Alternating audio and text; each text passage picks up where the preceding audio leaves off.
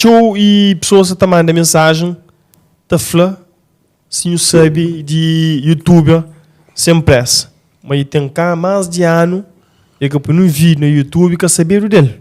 Não, lá tem bomba, eu acho. São bomba. Quer dizer, uma bomba. Pum! Deus explode. Bomba explode. Bomba para aquele cão. Bomba para aquele cão. Pum! Deus explode. Bomba para aquele cão.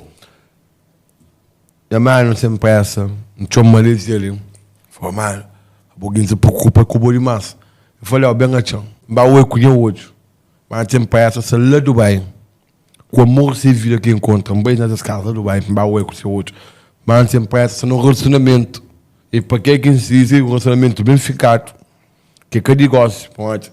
Tá bom, mas eu tinha uma companhia de B, chuchuco, que ele quer lá é início. Mas eu comecei a falar, Satanás, diabo, ou demônio, mofino, que eu declaro uma coisa que é de hoje, que é coisa que é dura. Você entende? Uma coisa familiar, zarada, que não custa para seguir a vida.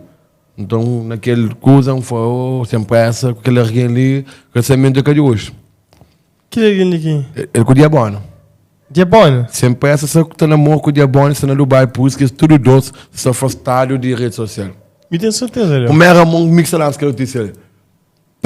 Para tudo que você faz. Diabono, sem pressa, se no relacionamento. Já é duro, vamos olhar. Uma menina está chamando de mofino, Satanás. Eu tenho uma menina de demônio. Tem que lá, minha coisa que é de gosto.